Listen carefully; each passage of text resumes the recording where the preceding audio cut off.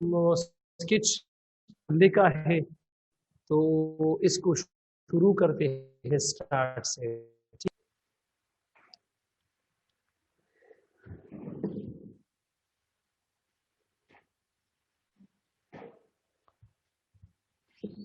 Chapter number 8 में introduction.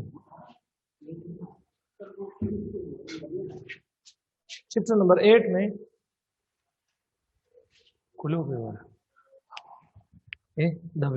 Chapter number 8 का तो इंट्रोडक्शन है इसका। चैप्टर नंबर 8 में टॉपिक नंबर फर्स्ट है। लोग कहते हैं मुश्किल चैप्टर है, लेकिन मुश्किल बिल्कुल नहीं है।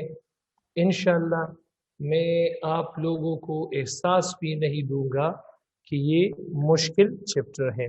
शुरू करते हैं। एक साइंटिस्ट था 1815 में, बल्कि एक नहीं दो साइंटिस्ट थे। एक का नाम था बारगून और दूसरे का नाम था शॉर्ट। बारगून और शॉर्ट ने यू बैक्टीरियम आइसोलेटम को डिस्कवर किया। डिस्कवर्स यू बैक्टीरियम आइसोलेटम। ये मैंने पहले चैप्टर के पहले लेक्चर में भी बताया था आपको। तो बारगून और शॉर्ट ने यू बैक्टीरियम आइसोलेटम को डिस्कवर किया। जब यू बैक्टीरियम आइसोलेटम का उन लोगों ने डीएनए स्टडी किया, तो इन लोगों को पता चला कि जमीन पर ये 3500 मिलियन ईयर्स पहले रह चुका है। इतने सालों से ये जमीन पर मौजूद है। So it was considered as the first dated life on earth. First dated life on earth. It was considered as the first dated life on earth. इसके मुताबिक कि जमीन में यू बैक्टीरियम आइसोलेटम ये पहले से मौजूद था। अब इस यू बैक्टीरियम आइसोलेटम ने कहीं से प्लास्टिड को इनगल्फ किया और इनगल्फ करने के बाद इसके साथ सिम्बियोटिक एसोसिएशन बनाया। इनगल्फ करने के बाद इसके साथ सिम्बियोटिक एसोसिएशन बनाया, तो इससे ग्रीन एल्गी वजूद में आया। और green algae slowly and gradually ये कन्वर्ट हुआ ब्रायोफाइट्स में, और ये जो ब्रायोफाइट्स है ये the first dated life on earth है। First dated life on earth है।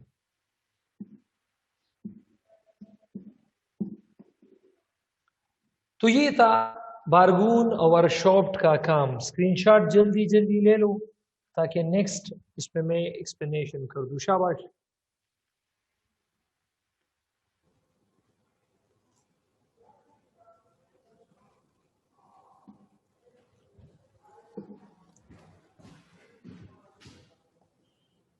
फिर 1835 में एक साइंटिस्ट आया और उस साइंटिस्ट का नाम था मोरचेसन।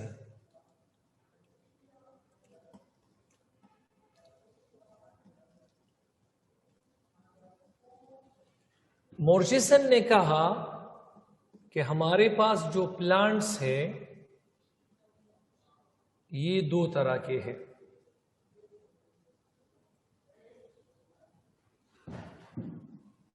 पुराने जमाने के प्लांट्स को एंसेस्ट्रल प्लांट्स कहते हैं।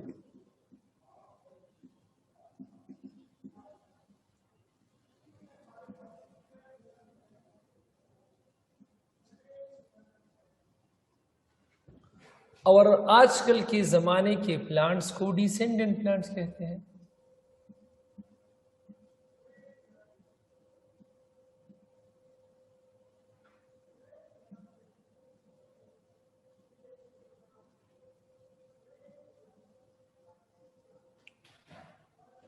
एंसेस्ट्रल वो प्लांट्स होते हैं जो पुराने ज़माने में फास्ट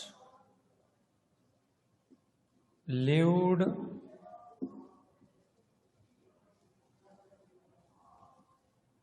प्लांट्स, पुराने ज़माने की जो प्लांट्स हैं। और आजकल के ज़माने के प्लांट्स को प्रेजेंट लिविंग प्लांट्स कहते हैं।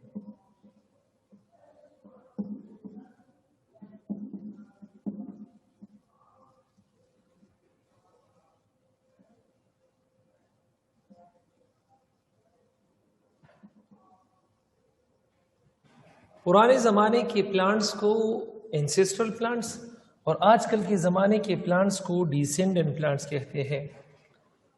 अब एंसेस्ट्रल प्लांट्स और डिसेंडेंट प्लांट्स के दरमियान रिलेशनशिप को, एंसेस्ट्रल प्लांट्स और डिसेंडेंट प्लांट्स के दरमियान रिलेशनशिप को, इसके दरमियान जो रिलेशनशिप है, फॉर एग्जाम्पल पुराने ज़माने में आम का दरख्त किस तरह था, छोटा था, बड़ा था, किस तरह था, आम ज़्यादा प्रोवाइड करता था, कम प्रोवाइड करता था।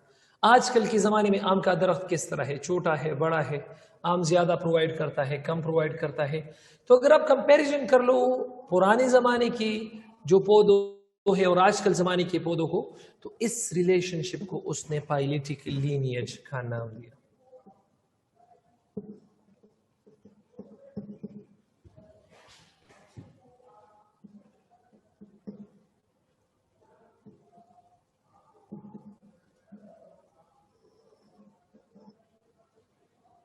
So phyletic lineage is actually the arrangement of the ancestor plants and descendant plants in relationship. अगर ancestral और descendant plants के दरमियान आप रिलेशनशिप मालूम करना चाहते हो, अगर उसको आप रखना चाहते हो रिलेशनशिप के बेस पर, पुराने ज़माने में आम का दरख्त किस तरह था, आजकल के ज़माने में आम का दरख्त किस तरह है, इस रिलेशनशिप को उसने फाइलेटिक लीनिएज का नाम दिया। Phyletic lineage shows us, phyletic lineage shows us प्रोवेडे असर तलक आओ का नजर तो वेले मालूम रोड का ताले रोड सिर्फ हज़ब सक़त वो यूज़र्स दर्जम आओ। सो फाइलेटिक लीनिएज क्या है? shows us similarities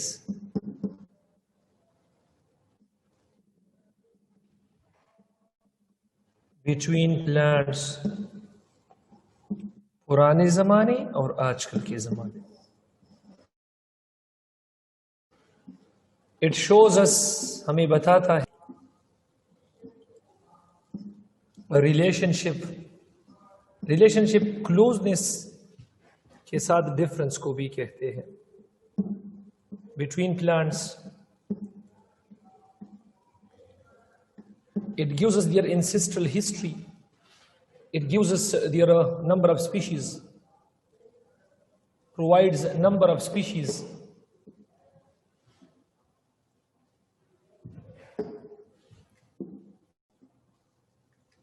Provides number of species, provides number of species of organisms. organism में number of species कौन कौन से हैं? number of species, for example हमारे पास जो आपकी बुक में है, हमारे पास जो डाइकॉट की स्पीशीज़ है वो 2,50,000 है। मानोकाट की जो स्पीशीज़ है तो वो हमारे पास 2 लाख है, इस तरह वगैरह वगैरह। मानोकाट की 50,000 है। तो इस तरह मैं बिल्कुल स्टार्ट से लिखना चाहता हूँ, बिल्कुल स्टार्ट से मैं लिखना चाहता हूँ। फाइलेटिक लीनिएज के मुताबिक जो प्रोटोजोआ है उसकी 10,000 स्पीशीज है।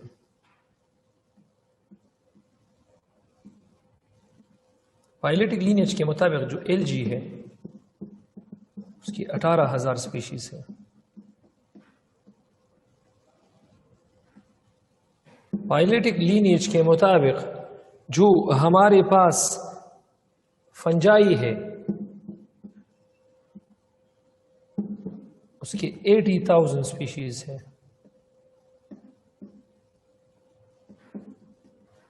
फाइलेटिक लीनिएज के मुताबिक जो जिम्नोस्पर्मी है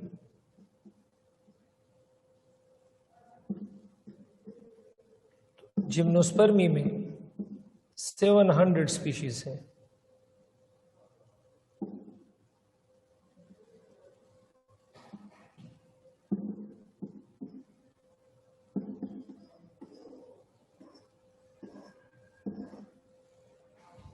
फाइलेटिक लीनिएज के मुताबिक जो एंजियोस्पर्म्स है उसकी 2,50,000 स्पीशीज है,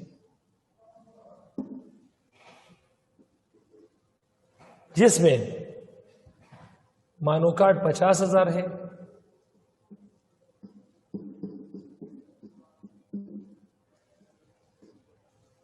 और जो डाइकार्ड है वो 2 लाख है।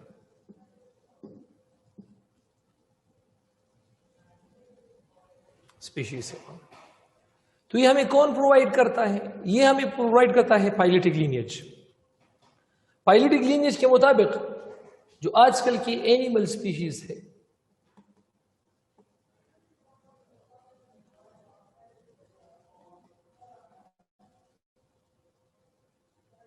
एनिमल स्पीशीज 2 मिलियन है।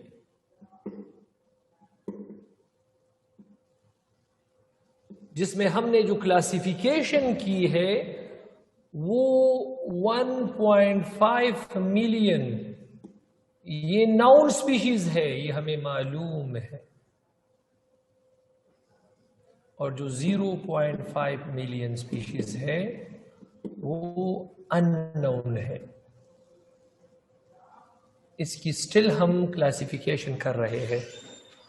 और जो प्लांट्स की स्पीशीज है दर्शन, हाँ, जो प्लांट की स्पीशीज है तो वो है 0.5 मिलियन स्पीशीज।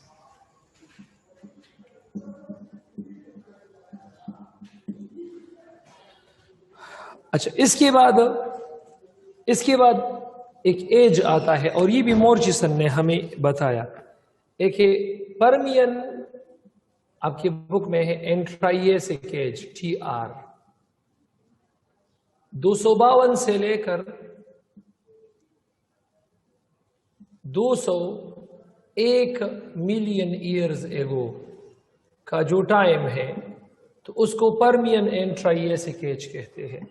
और परमियन एंट्राइएसिक एज में जमीन पर सबसे जो डोमिनेट थे वो फरन्स थे।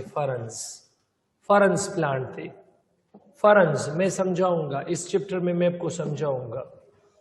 और इसके बाद एक दौर आता है ट्राइएसिक एंड जुरेसिक एज, जो कि 201 मिलियन ईयर्स एगो से 152 मिलियन ईयर्स एगो का टाइम है।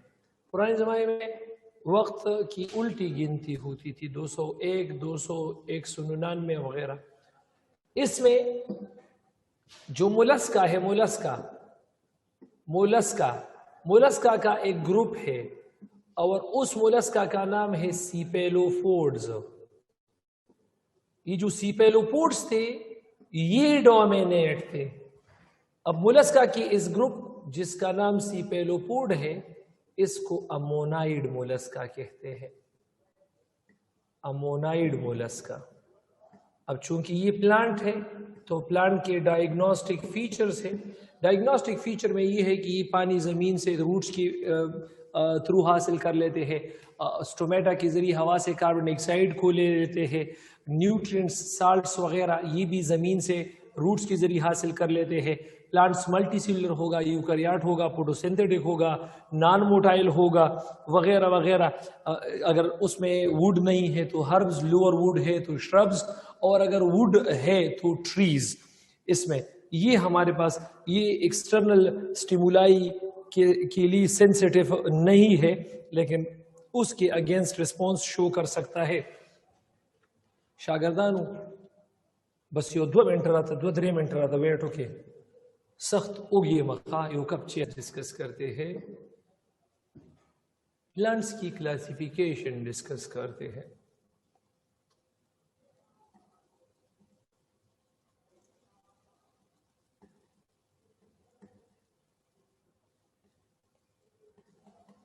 प्लांट्स की जो क्लासिफिकेशन है वो उसको जरा डिस्कस करते हैं। तो प्लांट्स हमारे पास 2 तरह के हैं।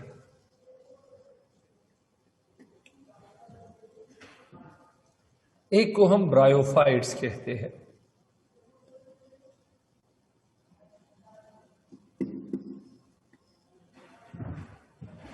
और दूसरे को हम ट्रैक्योफाइट्स कहते हैं।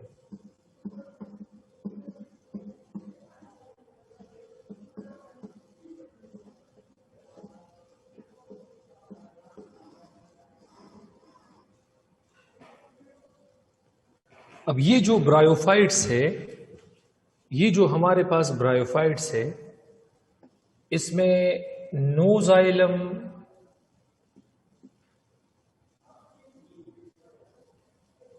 नो फ्लूइयम।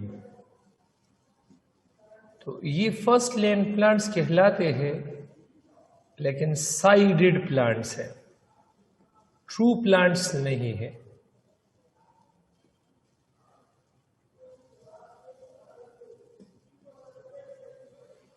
और ये जो ट्रैक्योफाइट्स है, ये हमारे पास ट्रू प्लांट्स कहलाते हैं,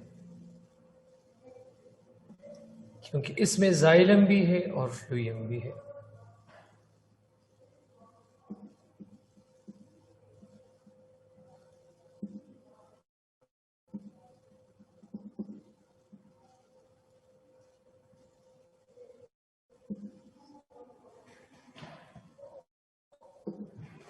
ब्रायोफाइट्स हमारे पास इसके 3 डिविजन्स हैं। नंबर 1 ब्रायोप्सिडा,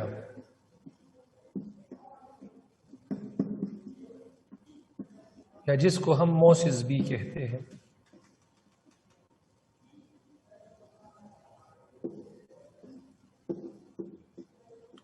नंबर 2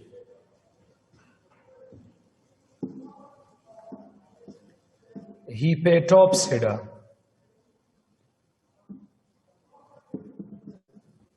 जिसको हम लिवरवर्ट्स कहते हैं।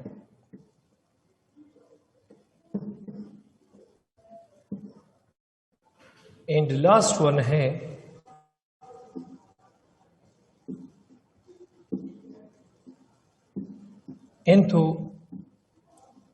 एंथोसीरोप्सिडा,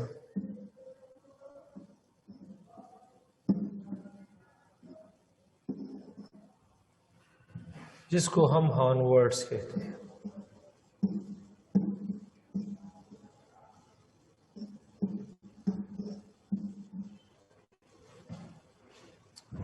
ट्रैक्योफाइट्स ये हमारे पास इसकी डिवीजन है।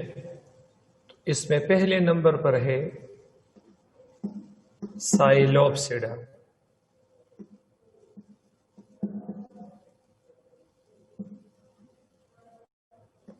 दूसरे नंबर पर है लाइकोप्सिडा,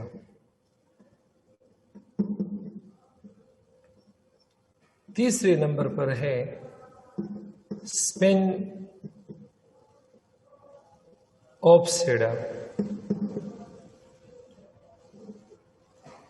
चौथे नंबर पर है टेरोप्सिडा।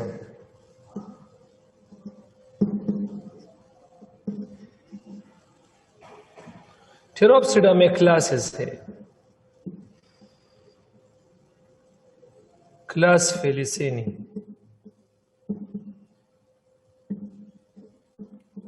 अब जरा गौर से, साइलोप्सिडा में स्पोर पैदा होते हैं, लाइकोप्सिडा में भी स्पोर पैदा होते हैं, स्पिनोप्सिडा में भी स्पोर पैदा होते हैं, और फेलिसेनिफरंस में भी स्पोर पैदा होते हैं। तो जिन प्लांट्स में स्पोर पैदा होते हैं उसको क्रिप्टोगेम्स कहते हैं। Spore producing plants are called cryptogams, जिसमें ये साइलोप्सिडा ये लोअर क्रिप्टोगेम कहलाता है।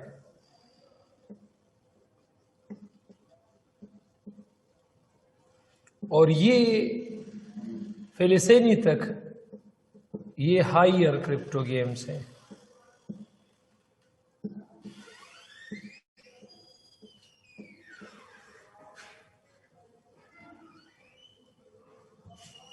और क्लास फेलिसेनी में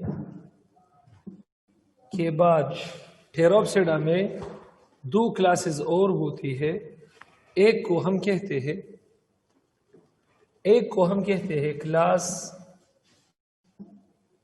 gymnospermae,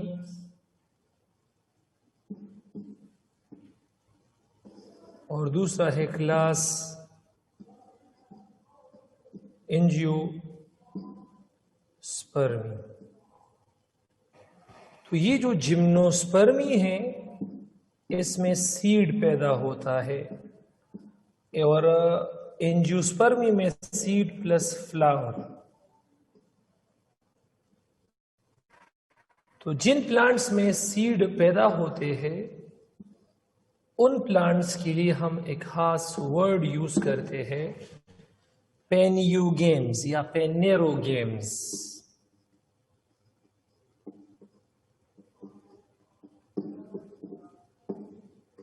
cryptogams seed producing plants और पेनेरोगेम्स ये हमारे पास सीड प्रोड्यूसिंग, ये क्या है, सीड प्रोड्यूसिंग प्लांट्स, और ये स्पोर प्रोड्यूसिंग प्लांट्स है।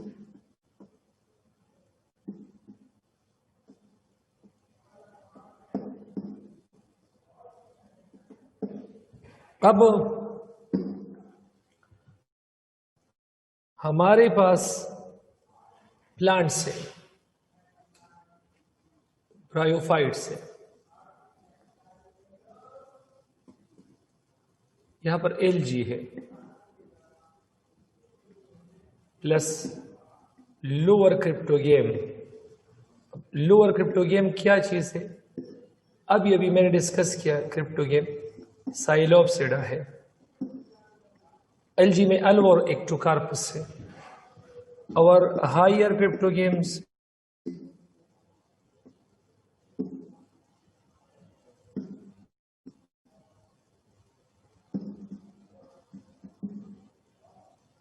प्लस पेनेरोगेम्स।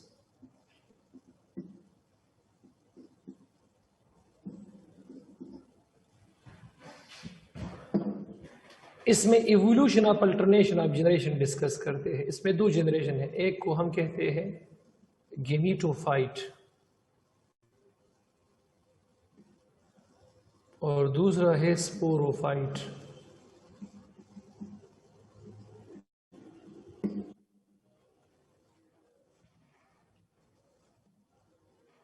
तो इसका गेमीटोफाइट लार्ज होता है,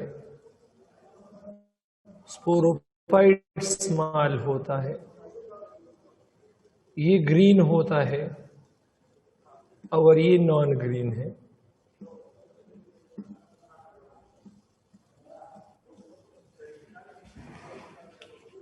और तीसरे नंबर पर अगर ग्रीन है तो अपनी खुराक खुद तैयार कर सकता है। अगर अपनी खुराक खुद तैयार कर सकता है तो इसको हम कहते हैं क्या चीज कहते हैं, इसको हम इंडिपेंडेंट कहते हैं, क्योंकि ये अपनी खुराक खुद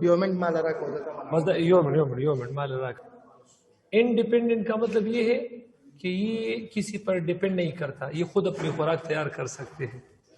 और ये चूंकि नॉन ग्रीन है तो ये डिपेंडेंट है, ये गेमेटोफाइट से अपनी खुराक ले लेता है। और यहाँ पर ये क्रिप्टोगेम्स में बिल्कुल अपोजिट है, अपोजिट।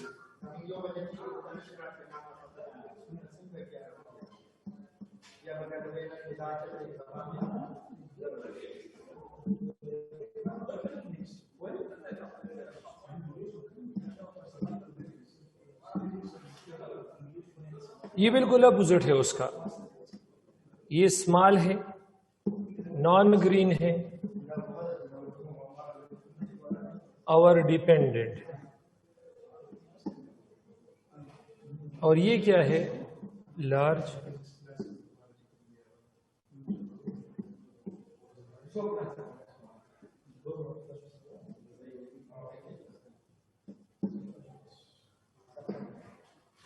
और एलजी में दोनों लार्ज होते हैं। तो अगर गेमेटोफाइट स्पोरोफाइट में चेंज है जिस तरह, तो ये हेट्रोमॉर्फिक है जिस तरह ब्राइफाइट्स में है। और पेंड्रोगेम, और यहां पर दोनों एक जैसे हैं, लार्ज ग्रीन।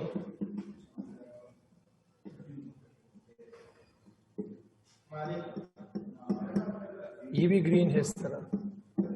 तो ये आइसोमॉर्फिक है, दोनों सेम है। और ये हेट्रोमॉर्फिक है, ये भी हेट्रोमॉर्फिक। शागिर्दानो बस देखा नूर सबाबत डेर कारुकम बस निन स्टडी मडेर खा सही था।